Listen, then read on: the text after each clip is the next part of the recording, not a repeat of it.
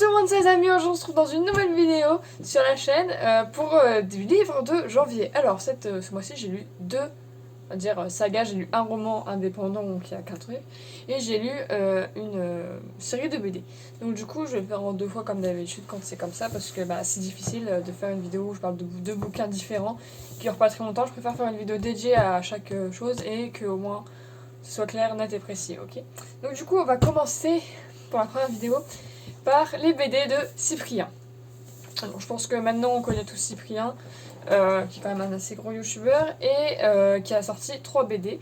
C'est passé, hein, la dernière est sortie en décembre, et la première est sortie en 2015, si je ne me trompe pas, donc ça fait quand même 5 ans. Ça fait pas mal d'années. Je mettrai la date, je mettrai la date au montage. Donc voilà, donc ça c'est le tome 1. Le tome 2. Et le tome 3. Alors du coup pour la petite histoire, j'avais acheté le tome 1 en 2015 que j'avais lu, que j'avais beaucoup apprécié. Alors j'avoue que je m'en souvenais plus des masses. Je n'étais pas du tout au courant quand le tome 2 est sorti, et quand le tome 3 est sorti, je regarde simplement sur la chaîne YouTube Roger et ses humains, le dessin animé, donc du coup je l'ai su. Et je l'avais dit à ma maman, Cyprien il sort son dernier tome de sa BD, machin. Et ma mère avait déjà regardé un petit peu Roger et ses humains, pensait que c'était indépendant, donc m'a acheté pour Noël le tome 3. Du coup j'avais pas le tome 2, donc j'ai acheté le tome 2. Alors en soi je pense que tu peux le lire quand même, ça reste un peu indépendant quand même au niveau des blagues. Il y a quand même un côté historique, n'importe quoi, histoire derrière, mais je pense que tu peux aisément t'en sortir quand même. Du coup on va parler de ça tout de suite, je vais vous lire le premier résumé. Hugo vient de recevoir un androïde. Petit problème, ce robot n'est visiblement pas un cadeau. Double problème. Tout le monde semble avoir oublié son anniversaire. Mais si ce n'est pas pour lui, alors que fait ce robot dans ce salon? Pourquoi Roger, le prénom que le robot s'est choisi, lui parle-t-il si mal? Pourquoi est-il incapable de mentir? Pourquoi le chat d'Hugo donne-t-il l'impression de vouloir conquérir le monde? Pourquoi Florence continue-t-elle de rentrer à la maison le soir alors qu'Hugo ne fait rien d'autre que jouer aux jeux vidéo? Autant de questions auxquelles répond Roger et ses humains dans la première bande dessinée scénarisée par le youtubeur Cyprien Yob et dessinée par Paka, un concentré d'humour geek décalé. Donc du coup c'est l'édition Dupuis, décalé cynique, pardon, j'ai bouffé mon dernier mot. Donc c'est aux éditions Dupuis, pour tous je crois, oui, pour tous. Et honnêtement, j'ai passé un très bon moment. Alors je ne me rappelle pas de ma première lecture en 2015, qui date quand même pas mal. Je sais que j'avais bien aimé, mais je me souvenais pas, que de quelques vannes. Mais honnêtement, je vais être honnête, l'histoire, je m'en souvenais plus ou moins, mais j'avais pas un très très gros reste, on va dire. Et en plus, ça faisait tellement longtemps, je me suis dit quand j'ai commencé à lire le tome 2, en fait au début il y a un petit résumé du tome d'avant. Pour pas être perdu, voilà, résumé du tome précédent. J'ai lu le résumé, j'ai fait je me souviens de rien. Du coup j'ai relu le tome 1 en le relisant, effectivement, oui, ça me dit quelque chose. Donc voilà. Du coup, normalement, si j'ai bien fait ça, il y a les timecodes, introduction donc de la vidéo, résumé du tome 1, à mon avis, résumé du tome 2, mon avis, résumé du tome 3, mon avis. Du coup, vous pouvez vous balader, faire ce que vous voulez, parce que mon monteur m'a dit que comme les cannes cerises, il aurait apprécié que je lise les 3 résumés. Donc du coup, voilà, autant faire plaisir à tout le monde. Donc vous pouvez passer comme ça d'une partie à l'autre si vous le désirez. Et à la fin, forcément, un avis global sur la série. Et il fallait que je le dise, j'avais oublié de le dire au début. Donc la première BD, oui. Vraiment, j'ai beaucoup aimé le côté un peu décalage déjà. Roger et ses humains, c'est quand même une BD avec des dessins assez faciles. Je vais essayer de vous montrer une planche. Alors j'ai encore le truc de l'époque pour Spirou dedans. Et derrière les couleurs, c'est mal. Ok, je vais vous montrer en planche. Voilà. C'est vraiment un style extrêmement décalé. Très simple au niveau des dessins. C'est très très simple. C'est vraiment des petits fonds colorés, un petit peu dégradés à la limite. Le sol est souvent de la même couleur que le mur. Un peu dégradé pareil. Et les personnages sont très cartoon, pas du tout réaliste. Ça me fait un peu penser au Cédric au niveau du style. Mais un peu plus, les expressions c'est plus des grands yeux ou juste un point. Enfin, c'est pas vraiment les expressions qu'on a l'habitude de voir dans des romans. Dans des BD. Et c'est les grands yeux tout blancs. Voilà. Et puis voilà, en fait c'est beaucoup de gags, c'est quasiment que des gags à la suite. Au début tu comprends pas trop, tu te dis mais il n'y a aucune logique. Et en fait entre deux on te donne des petits éléments d'histoire qui ramenaient le robot, pourquoi, Voilà, et on avance au fur et à mesure de l'histoire, et d'ailleurs il y a beaucoup de gags qu'on retrouve dans le dessin animé, ils ont repris une bonne partie hein, d'ailleurs.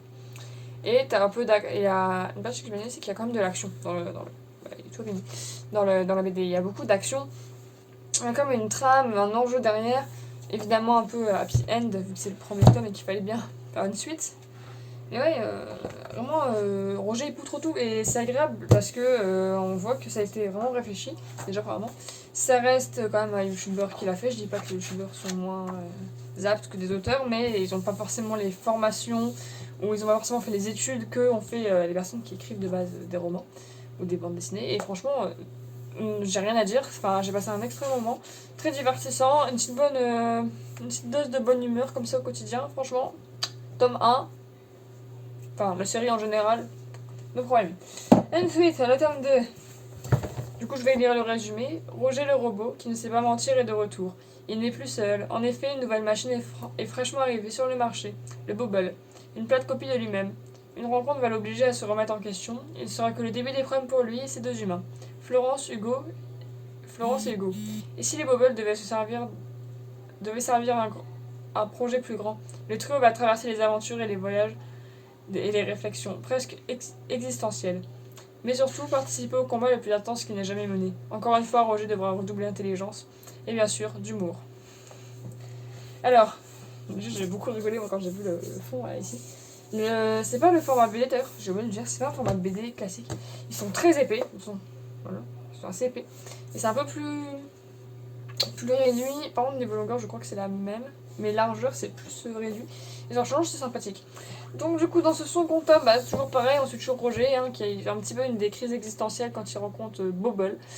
Et tout simplement, ils vont devoir se débrouiller avec ça. Les méchants du premier vont revenir de retour pour le traquer. Et il va bien falloir qu'ils s'en sortent. Donc, du coup, ça a vraiment. Oula.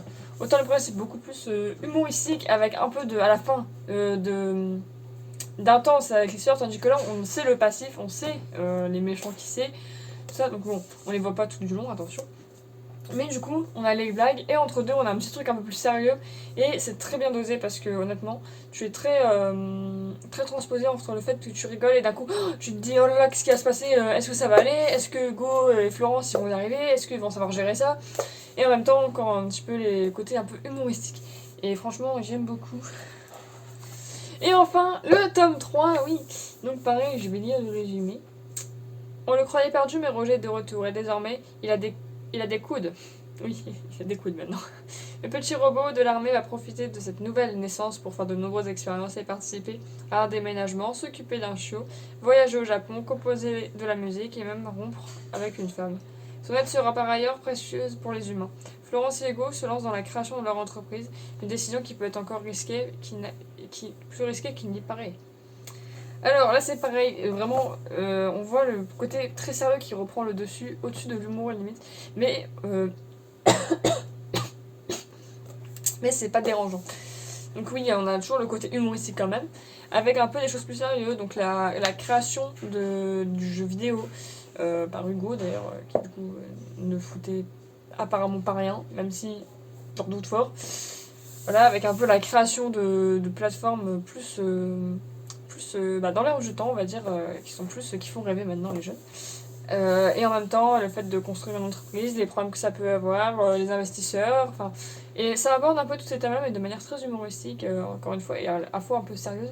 C'est vraiment bien dosé, je trouve. Et on le retrouve vraiment au sens propre. Ceux qui ont lu le tome 2 comprendront. Donc oui, il y a eu quelques petites modifications, d'amélioration dessus, sur ce petit robot, et voilà, et du coup, on voit que ce tome-là a vraiment fait kiffer ses frères, je pense, au niveau de l'histoire, parce qu'il aborde énormément de thèmes qu'il a déjà abordés, comme le Japon, on sait qu'il adore le Japon quand on regarde un peu ses vidéos, il a fait plusieurs vidéos sur le Japon, je crois. Après, il a abordé le thème du jeu vidéo, ça reste ses frères Graham, et un peu Internet, tout ça autour. Donc oui, c'est très intéressant, c'est vraiment marrant, et il y a des trucs, je suis encore une fois truc de Spirou, qui aurait clairement pu faire en sketch sur sa chaîne, voilà. Comme je regarde pas toutes ces vidéos, mais comme la rupture, tout ça, ça m'étonnerait pas. Mais oui, du coup, on nouveaux alliés. Encore une fois, les méchants qui veulent un peu nous emmerder dans ce roman. Dans ce tome de BD. Mais oui, très bonne surprise et honnêtement, très bon moment. Du coup, un avis global sur la saga maintenant. Ouf, alors c'est lourd. Alors, cette saga, je mets les tomes dans le bon sens. Cette saga qui est ici, ici. Honnêtement, j'ai beaucoup apprécié et j'avais un peu peur dans le sens où j'avais lu le tome 1 en 2015 quand c'est sorti, si c'est bien en 2015. J'avais apprécié, j'en ai pas un grand souvenir, mais le dessin animé m'avait donné envie de relire en fait. Et quand j'ai vu que le tome 3 sortait, bah, je m'étais dit que je les achèterais. Et Noël a été l'occasion, vu qu'à un moment on va faire le tome 3, de me procurer le tome 2 et de lire la saga entière. Et honnêtement, j'ai beaucoup apprécié. C'était pas du tout dérangeant. On voyait. Enfin, honnêtement, un auteur. De BD auteur, sans parler de côté youtubeur, ça, qui a fait une formation pour, aurait pu faire quelque chose comme ça. Je trouve ça très judicieux de sa part, de pas en avoir fait non plus trop de publicité, comme le tome 2. Je vous dis, j'étais même pas au courant qu'il est sorti, alors qu'il y a dû avoir de la pub quand même, mais c'était un peu discret, et ça, je trouve ça pas si mal. Après, l'histoire en elle-même, le côté humoristique et ça est très bien dosé, forcément. Il s'accentue au fur et à mesure des tomes. Le tome 1 est plus vraiment très humoristique avec un peu de sérieux à la fin, mais c'est beaucoup de l'humour. Par contre, le tome 2 et 3, c'est vraiment un mélange des deux et c'est vraiment bien dosé.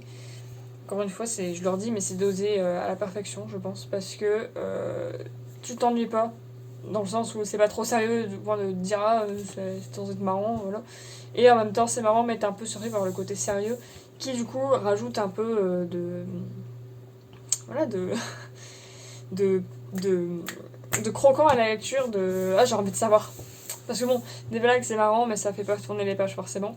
Tandis que là, une petite intrigue en plus, ça fait tourner les pages facilement. Honnêtement, je vais être parfaitement honnête, chacun je les ai lus à peu près 1 heure. Donc ça se lit assez vite quand même. Après, je lis vite aussi, donc voilà. Bon, en tout cas, j'espère que cette vidéo vous aura plu, que je vous aurai donné envie peut-être de les lire si jamais vous les avez pas lus. Si vous les avez lus, n'hésitez pas à me donner un avis que vous avez en commentaire pour chaque ou juste pour un si vous en avez lu qu'un. Si vous avez pas aimé, dites-moi pourquoi, parce que honnêtement, je trouve ça vraiment bien dosé et je vois pas trop comment on pourrait ne pas apprécier en fait. Donc voilà, en tout cas, j'espère que cette vidéo elle t'aura plu. Moi, je vous dis à plus pour une prochaine. Ciao, ciao tout le monde!